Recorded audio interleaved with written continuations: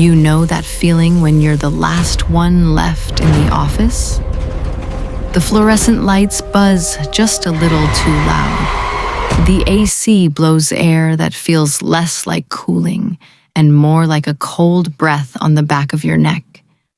My name is Mark. I'm a night shift data analyst for a corporate firm in downtown Chicago. We operate out of an old 20-story building. It's one of those places that looks modern on the inside, but still has that creepy, historic skeletal frame. It was a Thursday night around 11:45 p.m. The entire floor was pitch black except for the harsh glow of my dual monitors. I was rushing to finish a quarterly report because my boss is the type of guy who will fire you over an unread email. Click, click, tap. That was the only sound, until the copier machine across the room suddenly whirred to life. I jumped. I looked over, but the screen on the copier was dead silent. Just a glitch, right? I shook my head, saved my file, packed my bag, and decided it was time to get the hell out of there. I walked over to the elevator bank and pressed the down button. The metal doors slid open with a heavy, echoing groan. I stepped inside and pressed G for ground. The doors closed and the elevator started moving. But instead of going down, it went up. I frowned, watching the digital floor indicator. 12, 13, and then it stopped. The digital screen went blank. The lights inside the elevator flickered, and with a soft ding, the doors slid open. I stepped back, expecting someone to walk in, but there was no one.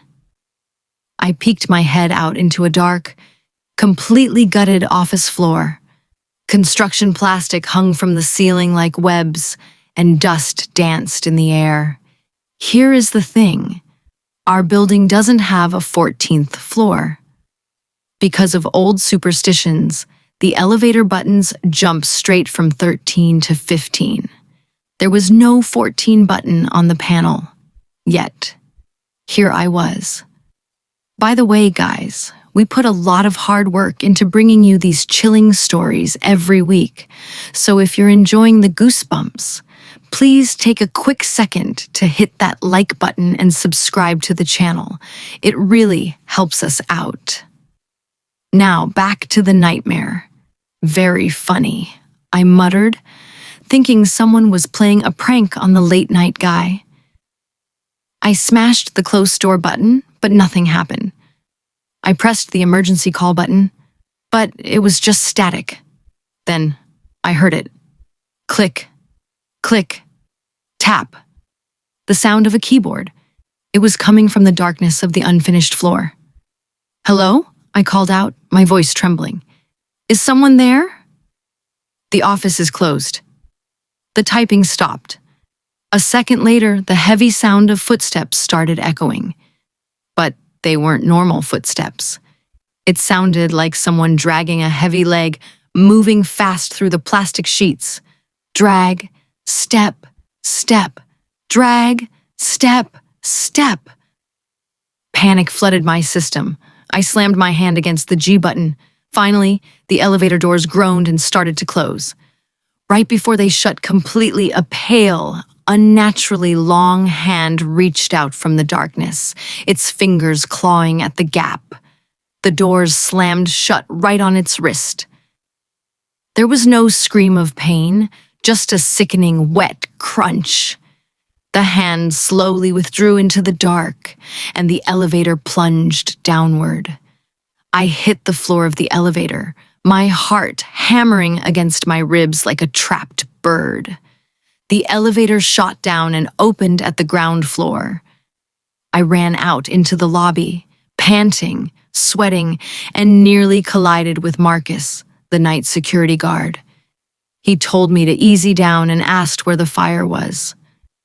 I grabbed his uniform, gasping for breath, and told him that someone was on the 14th floor, that the elevator took me there, and that something tried to grab me. Marcus stared at me, his face deadpan. Then He let out a soft chuckle and told me I was working too hard, explaining that the 14th floor is just empty storage, locked from the stairs and programmed to be skipped. I yelled back that I wasn't crazy, telling him to look at the elevator doors where the entity's hand got caught, because there should be blood. We both looked at the doors, but they were clean and spotless. Marcus sighed, giving me a sympathetic look. He told me to pack my stuff, go home, get some sleep, but reminded me to sign out at the front desk first for security policy. I nodded, trying to calm my breathing, thinking maybe I really was just exhausted. I walked over to the security desk while Marcus followed right behind me. I pulled the logbook toward me, looked at the date, and scanned the names of the people who had checked out tonight. My eyes froze.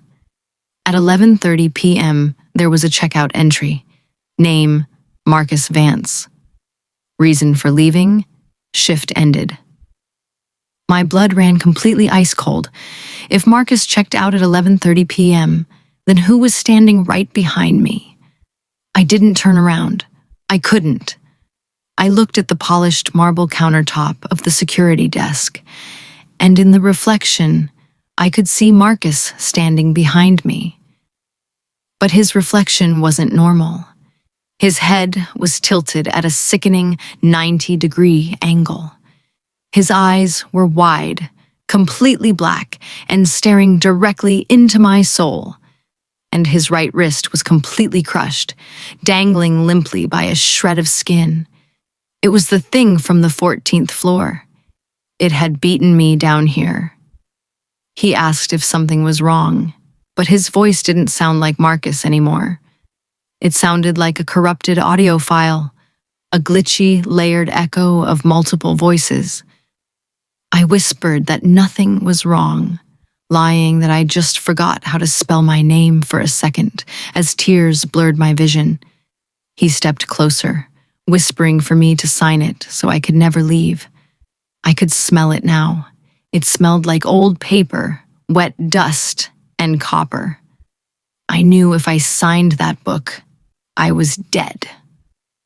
With every ounce of adrenaline left in my body, I grabbed the heavy metal stapler from the desk, turned around, and smashed it directly into the thing's face. It let out a screech that sounded like tearing metal. It didn't bleed. Black dust exploded from its face. It stumbled back, its long, unnatural limbs flailing. I didn't wait. I bolted for the glass revolving doors of the lobby, pushed through them, and burst out into the cold, rainy night, running all the way to the nearest subway station without ever looking back. I quit my job the next morning via email. I never went back for my laptop or my personal belongings. The company tried to call me multiple times, but I blocked their numbers.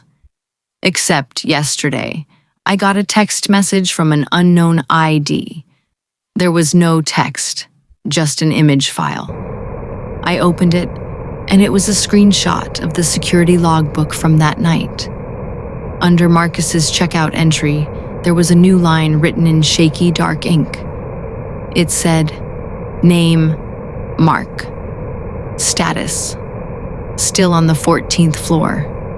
So the next time you're working late and the elevator starts going up instead of down, don't look at the doors, because some floors aren't on the map for a reason."